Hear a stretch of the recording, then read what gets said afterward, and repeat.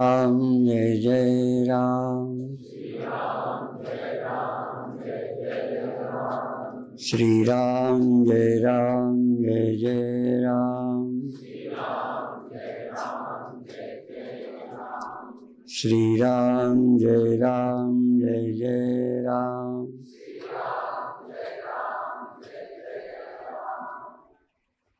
अभी अभी सुन रहे थे स्वधर्मे निधनम से, जो जिसका धर्म है उसका पालन करे। तो मुझे एक छोटा सा दृष्टांत आ गया, और सबको मालूम है वो कहानी।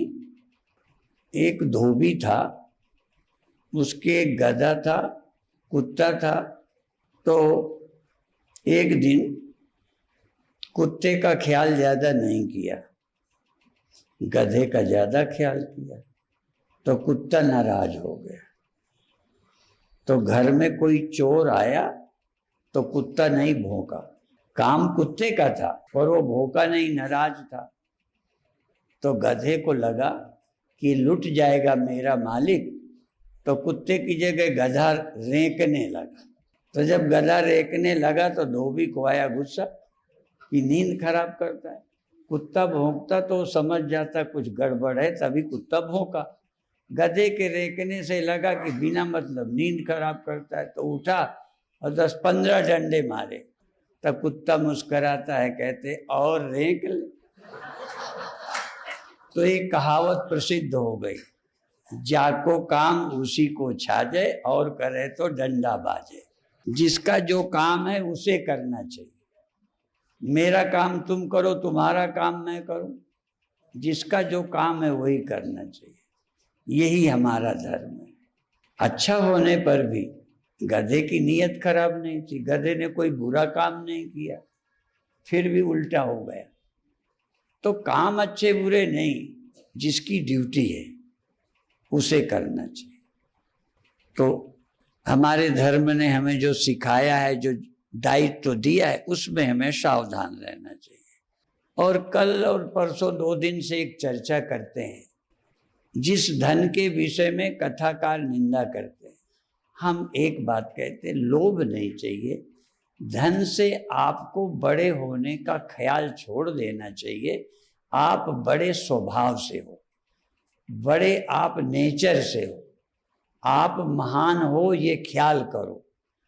आप वही ईश्वर पुत्र हो, आप ब्रह्म हो, ईश्वर अंश हो, शुद्ध हो, मुक्त हो, ये ख्याल करो। बाकी कुछ होने के लिए धन नहीं है, या तो गुजारे के लिए है या देने के लिए। धना धर्मम, धन से धर्म करो। ऐसे ही तन से क्या जियोगे? तन तो तुम्हें मार देगा।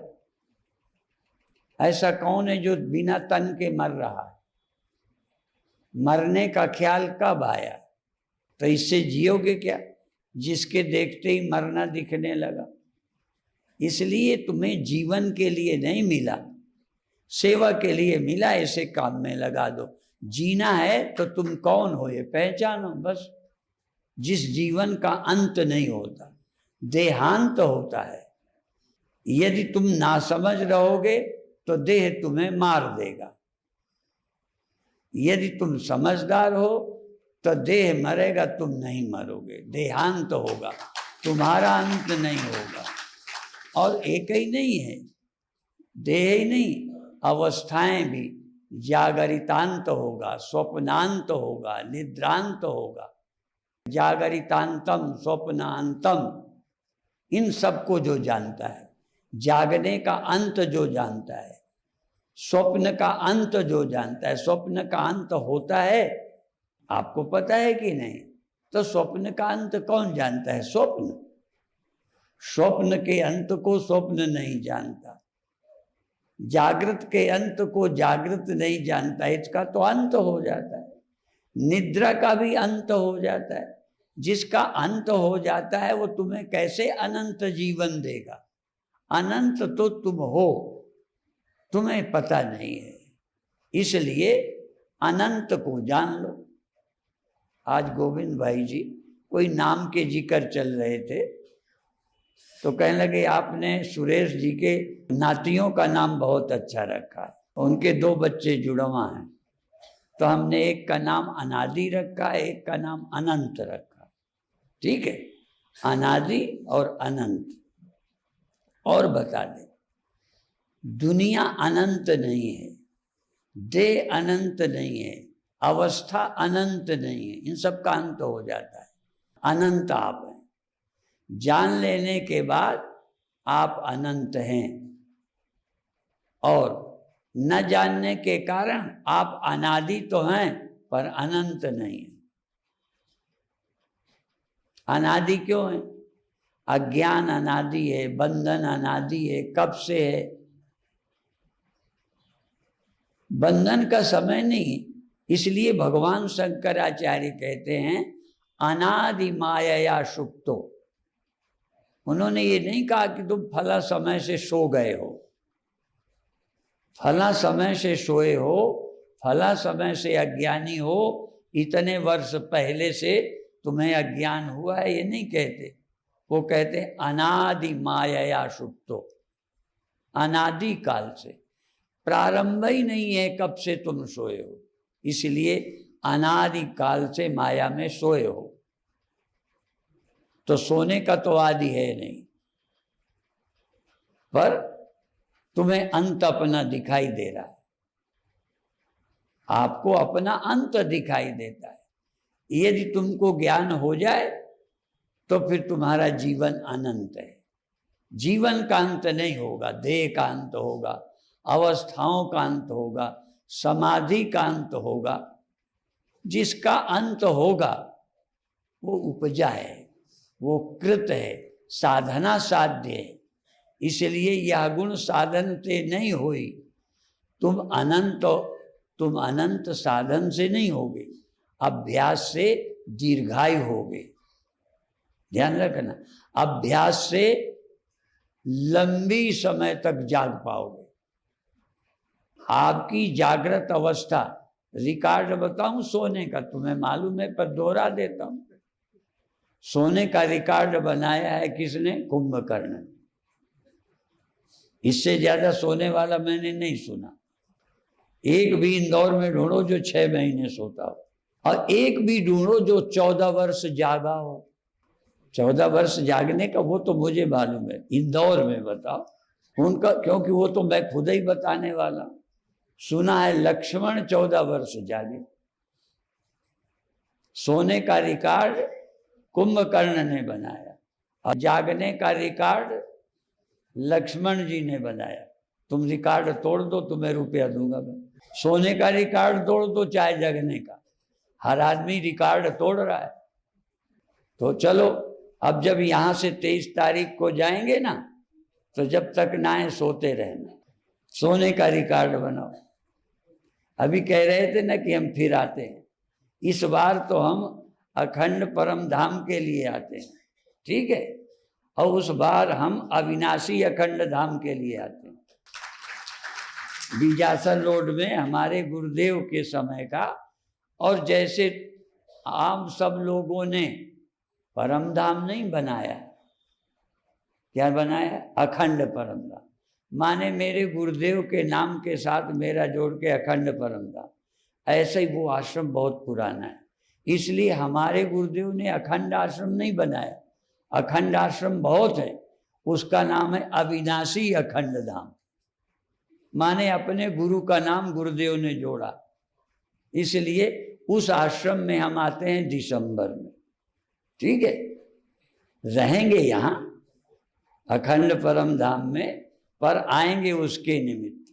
और इस बार जाने 50वां निर्वाण दिन है। गुरुदेव को शरीर छोड़े, मरे नहीं, शरीर छोड़े 50 वर्ष हो गए, और उसका उत्सव मना रहे हैं, ठीक है।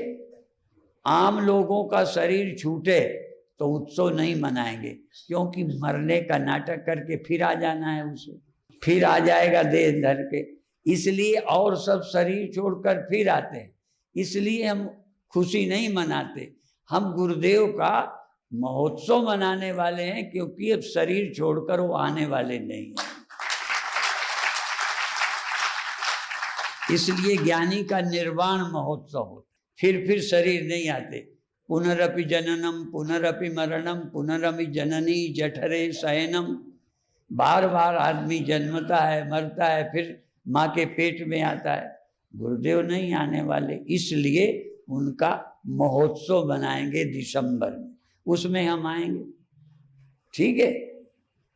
और आपके में आएंगे फिर अगले साल इसी कार्यक्रम में। और वैसे ये काम भी बड़े हिम्मत का है, ये भी बड़ी विचित्र कहानी है। महाभारत काल का दृष्टांत है कि एक घंटा रहता था, जब कोई आश्चर्य हो तो घंटा बजाया जाता था, तो तुरंत होता था कि क्या हो गया, आश्चर्य क्या हुआ जो घंटा बजा।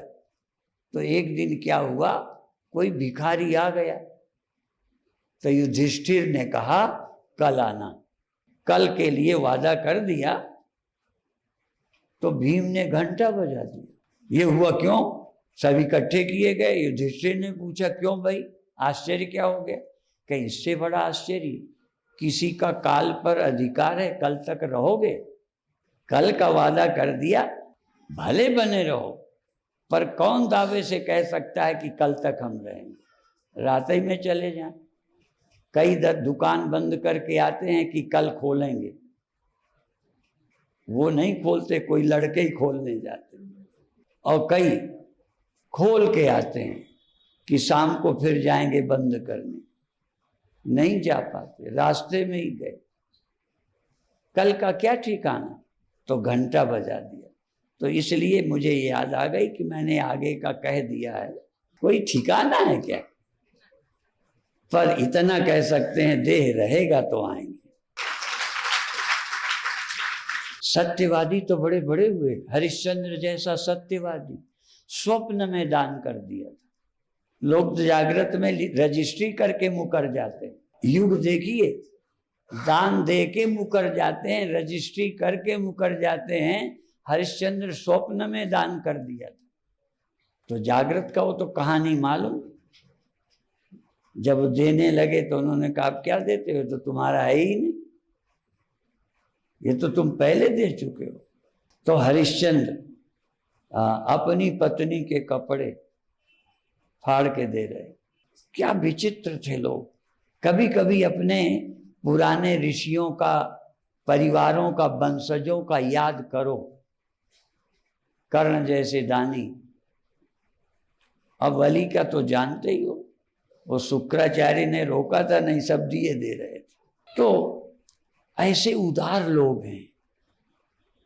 आजकल शरीर छोड़ने के बाद नेत्रदान, अंगदान, देहदान करके लिखा जाता है।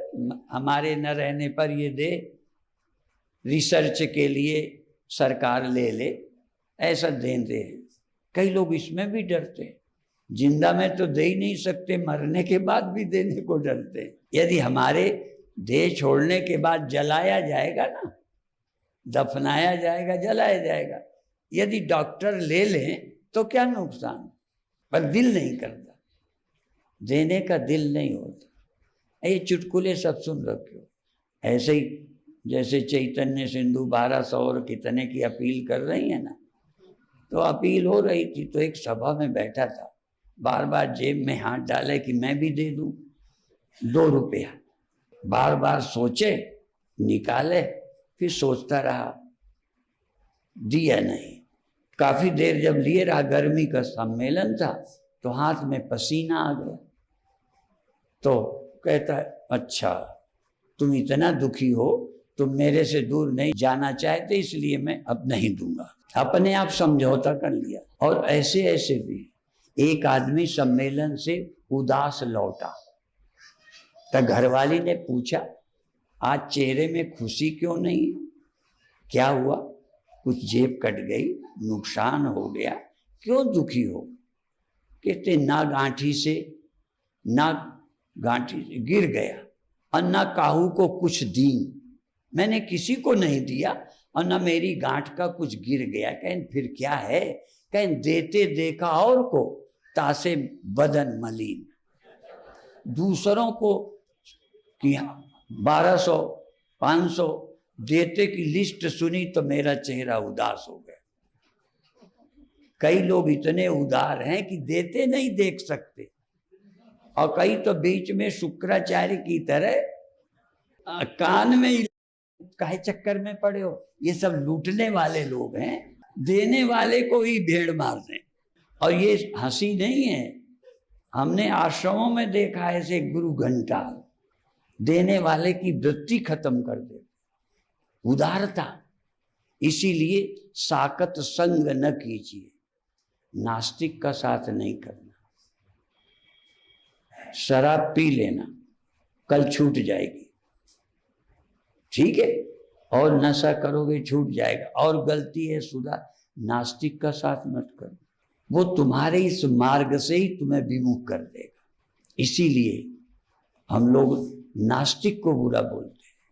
साकत संग न कीजिए, नास्तिक का साथ नहीं करना, क्योंकि जिस रास्ते पर चलते हो वो आस्था ही इतने तर्क देगा कि आपका ईश्वरवाद गया, पाप पुण्य गया। इसलिए वो यावत जीवेत सुखम जीवेत ऋणम कृत्वा घृतम पिबेत भस्मीभूतस्य देहस्य पुनरागमनम कुतः। किसने देखा है आवागमन? कौन आया है? कौन सबूत है? ऐसे तर्क देंगे कि जो जन्म कर्म पर विश्वास करके पाप पुण्य मानकर बचते हो, अगला जन्म सुधारने की सोचते हो, या जन्म मरण से निवृत्त होने की योजना बनाते हो, सबको बर्बाद कर दे। इसलिए और नशे उतने बुरे नहीं हैं जितना कुसंग, नास्तिक का साथ जितना बुरा है। आपको लगता होगा इसमें क्या रखा है, आप नहीं समझते। और सैकड़ों लोग पापी बनते हैं नास्तिकों की बात सुनकर। यद्यपि वो इतने बुरे नहीं थे, पर कई लोग किसी का प्रवचन सुनकर चरित्रहीन हो गए। नाम नहीं लूंगा मैं, क्योंकि मैं उनका आदर करता हूं। उनका उद्देश्य इतना बुरा नहीं था जितना लोग समझते। एक हमारे हरिकृष्णदास अग्रवाल थे, पूज्य ब्रह्मलीन निर्मल जी के शिष्य थे।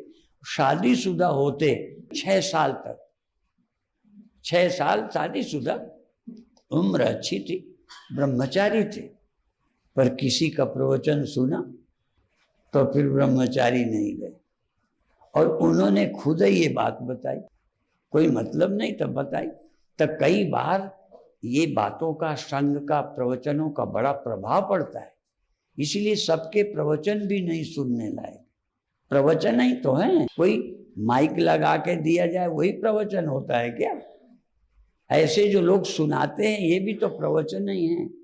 और हर घर में सुनाने वाले लोग हैं, रोड में सुनाने वाले, जैसे हैं तैसे बना रहे हैं औरों को। इसीलिए संग में सावधान रहना चाहिए। यद्यपि जानवर में भी संग का असर पड़ता है, पर फिर भी जानवर किसी संग में रहे उतना खतरा नहीं है। गधा गधा ही रहेगा, संग से क्या हो जाएगा? घोड़ा तो नहीं होना, और घोड़ा गधा नहीं बन जाना, क्योंकि वो शरीर है, इससे ज्यादा कुछ नहीं। पर मनुष्य राक्षस बन सकता है, मनुष्य चरित्रहीन बन सकता है, मनुष्य बुद्ध बन सकता है, मनुष्य भगवान महावीर बन सकता है। मनुष्य संग पा जाए तो क्या से क्या हो सकता है। इसलिए हमारे आदरणीय हरमिलापी जी महाराज ज्यादातर ये कहा करते थे, बोलो बोलो जीवन कैसा है, कैसा है? कि जैसा बना लो वैसा है। ये बना बनाया नहीं मिला, सारे लोग बने बनाए। गधा बना बनाया, घोड़ा बना बनाया, सुअर बना बनाया आया है। मनुष्य बनाया नहीं, मनुष्य बनने के लिए आया। और मनुष्य चाहे बुद्ध बन जाए, मनुष्य चाहे भगवान महावीर बन जाए, मनुष्य चाहे कृष्ण भगवान जैसे योगेश्वर बन जाए, मनुष्य पता नहीं क्या बन सकता है। मनुष्य चाहे औरंगजेब बन जाए, आतंकवादी बन जाए, मनुष्य ही तो बन रहा है। मनुष्य ही है जो फांसी पे चढ़ने को तैयार हो सकता है, खुद को फांसी पे लटका दे और किसी को कुछ न कहे, थूक दें, गाली दे दें और शांत बना रहे, दंड ना दे। और वो भी बन सकता है कि बिना मतलब रास्ते चलते लोगों की जान ले ले, कोई लेना देना नहीं, कोई मतलब नहीं। एक हथौड़े वाला था, मार करके लोगों की जान लेता था, पकड़ा गया, कई महीने बाद पकड़ा गया, तब पूछा गया क्यों मारता है, कोई दुश्मनी, कहते मारने में मजा आता है। आपको मारने में मजा आता है? नहीं आता। आएगा, कभी कभी आता है, पर जब बहुत गुस्सा होते हो, तुम बहुत क्रोध में होते हो, तो तुम्हें भी गाली देने में, थप्पड़ मारने में मजा आता है। मजा तो आता ही है, पर भगवान बुद्ध को गाली देने में मजा नहीं आता। ये भी बने हैं, भगवान बुद्ध बने। और कौन बना? मन बना, आत्मा नहीं। तुम भी चक्कर में न पड़ो। जैसे देह और ऐसे ही आत्मा। जैसे देह नासी है, मरे, तो देह मरे, उससे तुम्हारा, यदि तुम देह में ना होते, तुम देह ना होते तो मरे। तो जैसे देह के मरने से नुकसान नहीं है, तुम देह हो ये नुकसान है। तुम देह ना होते मरे, कोई मरे कोई जीवे, कबीरा घोर बतासा पीवे। तो शरीर के मरने का तुम्हें नुकसान नहीं है, तुम देह हो, इसलिए देह का मरना तुम्हारा है, इसलिए तुम्हें नुकसान है। इसी तरह से आत्मा के मुक्त होने का कोई फायदा नहीं है, चक्कर में ना पड़ना। तुम आत्मा हो, जिस दिन जानोगे तुम मुक्त होगे, ये तुम्हें फायदा होगा। जैसे देह की मृत्यु का नुकसान देह को नहीं, तुम्हें है। देह की मृत्यु का नुकसान देह को है कि तुम्हें। ऐसे ही आत्मा की मुक्ति का लाभ आत्मा को नहीं है, गलत फहमी में हो। तुम जब मुक्त आत्मा से मैं मिला लोगे, मैं मुक्त हूं, तब तुम्हें मुक्ति का आनंद मिलेगा। इसलिए न आत्मा तुम्हें मुक्त करती है, तुम आत्मा हो तो मुक्त हो जाओ। तुम्हें देह नहीं मारता, तुम देह बन जाओ, मरो। इसलिए तुम जिसका अभिमान करोगे, इसलिए गधे के पीठ में सोना लाद दो, चंदन लाद दो। यथा खरा चंदन भारवाही, जैसे गधे के पीठ में चंदन लाद दो तो भारत से वेदता, वो भार का अनुभव करेगा, चंदन का आनंद नहीं। ठीक है, माने गधे में ये खूबी नहीं है कि भार का भी आनंद ले। चंदन है, सोना लाद दो तो गधा बड़ी खुशी से जाए। और आदमी एक भी ऐसा गधा नहीं कि हम 10-10 किलो सोना बांट दें यहाँ, अब आप बोझ से दुखी हो जाओ। 10-10 किलो सोना दें, है नहीं तो हम बांट ही देते। यदि 10-10 किलो सोना दे तो तुम भार अनुभव करोगे, भार का दुख होगा, खुशी होगी, क्योंकि तुम उसकी कीमत जानते हो। तो गधा चंदन की कीमत नहीं जानता, भार जानता है। ऐसे ही कई लोग भी शास्त्र का बोझ ही लादे हैं गधे की तरह, उसका लाभ नहीं ले रहे।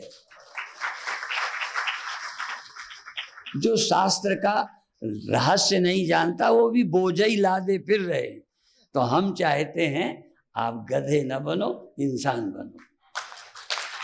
एक कहानी कह के, पुरानी है, घिसी पीटी है, पे कई नए फंस जाते हैं, उन्हें सुन लेंगे। तो एक महात्मा रोज कहते थे इंसान बनो, इंसान बनो। तो कई सब लोग अब मनुष्य बनो कहेंगे तो तुम्हें लगेगा ना, तुम श्रद्धावान हो, न बोलो। एक मन चला खड़ा हो गया, वो कहता है बाबा जी हम तुम्हें गधे लग रहे हैं, बार बार कहते हो मनुष्य बनो, हम मनुष्य नहीं है। तब महात्मा जी नाराज नहीं हुए, बुलाया। एक कपड़ा उनके पास सिद्ध पट था, सिद्ध वस्त्र, उसको ओढ़कर सही दिखने लगता था। ये सन्यास शायद इसीलिए लिया था, पर आजकल इसमें वो स्वभाव नहीं रहा। पहले ऐसा कपड़ा एक योग, तो उसको बुलाया, कपड़ा उड़ाकर कहना अब देखो, तो उसमें कुत्ते बैठे थे, गधे बैठे थे, सुअर बैठे थे सभा में, आदमी तो थे ही नहीं। तब कहने लगा हाँ ये महात्मा जी ठीक कहते हैं, मनुष्य बनो, इनको सब दिखता है तभी तो कह रहे। पर उसको ये देख के अच्छा तो लगा, पर घरवाली भी लड़ती रहती थी। कहते महात्मा जी एक दिन को मुझे कपड़ा दे दो। कहन क्या करोगे? कहन मैं घर में भी देखूंगा। और कपड़ा ओढ़ करके अपनी घरवाली को देखा तो लड़ती बहुत थी, तो दिखाई पड़ी कुतिया। जब कुतिया दिखाई पड़ी, क्योंकि भोगती बहुत थी, तो कहते महात्मा जी देखो कितने कमाल के। तो ये हंसा, तो पत्नी बोली क्या बात है, क्यों हंसते हो? कहन कुछ नहीं। फिर नहीं बताना चाहा। कहने लगे पता नहीं, इस कपड़े को ओढ़ता हूं तो तुम कुतिया नजर आती हो। तो कहते हैं मुझे भी दे दो। तो उसने ओढ़ा तो वो गधा नजर आया। तो वो भोगती ज्यादा थी, ये लात ज्यादा मारता था। तो शकल हो गई थी, पर नेचर कई की कुतिया की थी, कई की गधे की थी। तो शरीर से हम आदमी हो गए हैं, मन से अभी जानवर हैं। मन से इंसान बनने की बात कल फिर सुनाएंगे। ओम शांति शांति।